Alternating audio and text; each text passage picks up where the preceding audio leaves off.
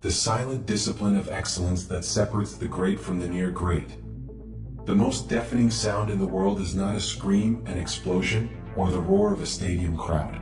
The most deafening sound in the world is the silence inside a room where a master is at work, alone at 3 in the morning. It is a heavy, suffocating silence.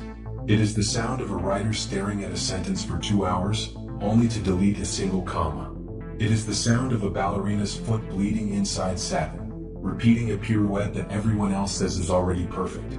It is the sound of the gap between very good and undeniable. Most people never hear this silence. They are too busy falling in love with the noise of success.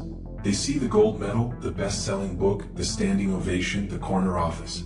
They see the lightning, but they miss the static electricity that built up in the atmosphere for years to produce the strike. We live in a culture that fetishizes the result and ignores the process. We love the near great. The near great are talented. They are charismatic. They are often successful by standard metrics. They are the top 1% of the world. But there is a chasm, vast and terrifying, that separates the top 1% from the top 0.01%. The near great stop when the applause starts. The great stop only when the silence is satisfied. This is the story of that silence. Part 1. The seduction of good enough. To understand the discipline of excellence, we must first understand the tragedy of the near great. Let us imagine two architects, Julian and Elias. Julian is brilliant. He has an eye for form that creates envy in his peers. He sketches with a fluidity that looks like magic. He graduates at the top of his class. He lands a job at a prestigious firm. By the time he is 30, he is winning awards. The world tells Julian he is special. And he is. He is talented, efficient, and impressive. When Julian designs a building, he works until the concept is breathtaking. He solves the major problems. He ensures the facade is stunning. But when it comes to the HVAC ducting, the hidden joints in the sub-basement, or the acoustic dampening in the service corridors, Julian relies on standard practice. He checks the boxes. He tells himself, no one will see this part. It doesn't affect the art. It is good enough. Julian sleeps well at night. He is celebrated. He is near great. Elias is different. Elias is not as naturally gifted as Julian. His sketches are labored. He struggles with concepts. But Elias possesses a terrifying inability to compromise. When Elias designs a building, he is haunted. He works on the facade, yes, but then he descends into the invisible. He spends 3 weeks designing a customized hinge for a door that leads to a janitorial closet. His colleagues ask him, why? Who cares? It's a closet. Elias cannot explain it to them. He isn't doing it for the client. He isn't doing it for the accolades. He is doing it because he knows that the integrity of the whole rests on the integrity of the parts. He knows that excellence is not a coat of paint. It is a molecular structure. 10 years later, a minor earthquake strikes the city. Julian's building, while still standing, develops hairline cracks in the foundation. The standard practice joints groaned and shifted. It is still a beautiful building, but it is now flawed. It requires maintenance. It loses its soul.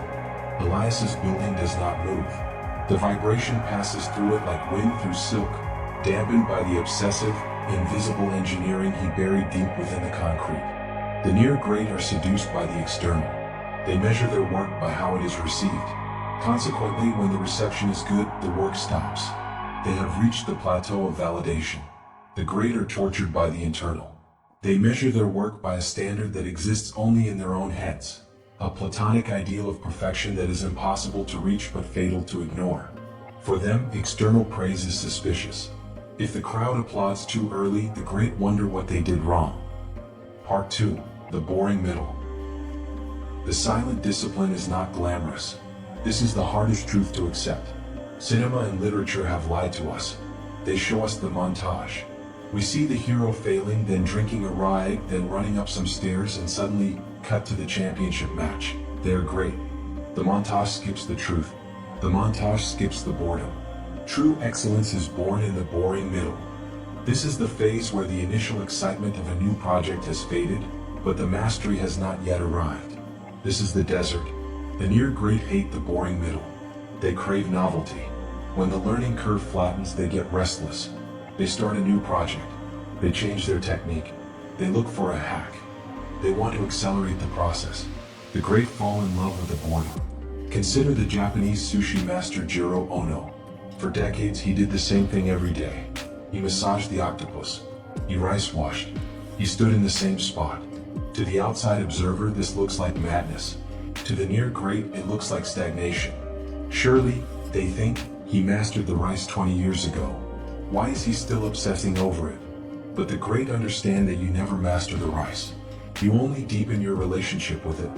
The silent discipline is the ability to do the same thing over and over again with the same level of focus and intensity as the first time. It is the refusal to go on autopilot. The near great practice until they get it right. The great practice until they cannot get it wrong. There is a profound difference in the psychology of these two approaches. Practicing until you get it right is a gamble. It implies that once you hit the target, you have achieved the skill. Practicing until you cannot get it wrong is a guarantee. It implies that the skill has been metabolized into your nervous system. It is no longer something you do, it is something you are. Part 3. Subtraction, not addition. We often mistake excellence for abundance. We think the great have more talent, more resources, more moves, more words. But if you look closely at the discipline of the masters, you see that their journey is one of subtraction. The near great try to add value. They add flourishes to their writing. They add complex notes to their solos. They add features to their software. They are insecure, so they clutter their work to hide their lack of depth. They are trying to prove they are worthy. The great strip away. Steve Jobs was famous for this silent discipline. He didn't ask, "What else can the iPhone do?" He asked, "What can we remove?" He fought for the simplicity of a single button. This discipline of subtraction requires a massive amount of invisible work. It takes 10 times longer to write a short, perfect poem than it does to write a long, rambling one. It takes years of training to make a gymnastics routine look effortless. The near great want you to see the effort. They want you to see the sweat. They want credit for how hard they worked. The great want the effort to be invisible. They want the result to appear inevitable, as if it just fell from the sky, perfect and whole. This is why the discipline is silent. The work is hidden so that the beauty can speak. If you can see the stitching, the tailor has failed. If you can hear the singer counting the beat, the song has failed. The discipline is the act of erasing your own footprints so that only the art remains. Part 4. The 2 a.m. test. There comes a moment in every pursuit of excellence that separates the pretenders from the masters. I call it the 2 a.m. test. It doesn't have to be literally 2 a.m., but it is always a moment of exhaustion, isolation, and lack of supervision. You have been working for 16 hours. You are tired. Your eyes burn. You have finished the project. It looks fantastic. 99.9% of the world would look at it and say, "This is a masterpiece." But you know that there is a slight inconsistency in the third paragraph. You know that the underside of the sculpture wasn't sanded down to 2000 grit smoothness. You know that the code has a redundant loop that won't break the app, but makes it 0.5 milliseconds slower. No one will ever know. The client won't know. The audience won't know. The critics won't know. If you go to bed now, you will still be praised. You will still be paid. You will still be near great. The near great go to bed. They rationalize. They say, diminishing returns. It's not worth the time. Perfect is the enemy of done. The great cannot go to bed. The silence won't let them. The discrepancy screams at them. It is physical pain. To leave it unfinished is a betrayal of their identity. So they pour a fresh cup of coffee. They sit back down. They tear apart the work they just spent all day doing just to fix the thing that no one will see. Why? Because they aren't working for the audience. They are working for the work itself. They believe that the object they are creating deserves its own integrity. There is a story about a master carpenter in the Victorian era who was crafting a chest of drawers for a royal family. The chest was to be placed against a wall, never to be moved. The carpenter spent days carving and polishing the back of the chest with the same intricate detail as the front. His apprentice asked, "Master, why do you spend so much time on the back? It faces the wall. No one will ever see it." The master replied, "God will see it, and I will know it is there." That is the silent discipline. It is the understanding that excellence is not a performance. It is a state of being. You cannot be excellent in public and mediocre in private. You are either excellent everywhere or you are not excellent at all. Part 5. The cost of greatness. We must be honest about the cost. This narration is not a sales pitch for greatness. It is a warning. The silent discipline is lonely. The near great have more friends. They have more fun. They have balance. They are the ones at the happy hour, laughing, telling stories about their work. They are happy people. The great are often difficult. They are often obsessed. They are rarely satisfied. Because their standard is internal and infinite, they live in a state of perpetual almost. They see the flaw in the diamond that everyone else thinks is flawless. This discipline requires a level of selfishness. You have to protect your time. You have to say no to good opportunities so you can save your energy for the great ones. You have to disappoint people who want your attention. You have to be willing to be misunderstood. People will call you obsessive. They will call you a perfectionist, using the word as an insult. They will tell you to relax or live a little. But for the great, the discipline is the life. They don't want to relax in the way the world means it. They find their deepest relaxation in the flow state of perfect execution. They find their joy not in the leisure, but in the breakthrough. The near great view discipline as a chore, a payment they must make to get what they want.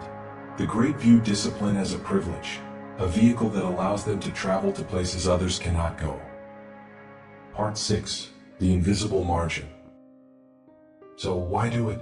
If the near great get the money, the fame, and the happiness, why choose the silent, painful path of the great? Because of the invisible margin. History has a way of filtering out the near great. In their time, the near great are often more famous than the great. Salieri was more commercially successful than Mozart during much of their lives. But time is the ultimate acid test. Time eats away the good enough. It dissolves the flashy, the trendy, and the superficial. What remains is the work that was forged in the fire of the silent discipline. We read Shakespeare 400 years later not because he was the most popular playwright of his time, though he was, but because his understanding of the human condition was forged in a depth of observation that his peers couldn't match. We listen to Bach because the mathematical perfection of his counterpoint is not just good music. It is a discovery of universal truth. The great connect with something eternal. By refusing to compromise, by diving into the silence, they touch the fabric of reality. They create things that resonate not just with the trends of the day, but with the human soul. Furthermore, there is a distinct, quiet dignity in being great. When the near great look in the mirror, they see a successful person, but deep down, they know they cut corners. They know they have a ceiling. They carry a low-level anxiety that one day they will be exposed. When the great look in the mirror, they see a servant. They see someone who gave everything. They have no anxiety about exposure because they have nothing to hide. They have tested themselves in the dark, so they do not fear the light. Conclusion. The invitation. The door to the room of silent discipline is always open, but the entrance is narrow and you cannot carry your ego through it. You have to leave behind the need for constant validation. You have to leave behind the addiction to speed. You have to be willing to be a beginner again, every single morning. It starts with a choice. Not a public declaration, but a private decision. It happens the next time you are doing a task. It could be writing an email, cooking a meal, or building a spreadsheet. You will reach the point where it is good enough. You will feel the pull to stop. That is the moment. That is the fork in the road. To the left is the path of the near great. It is paved, sunny, and crowded with people patting each other on the back. To the right is a dirt path. It is dark. It is silent. There is no one there to cheer for you.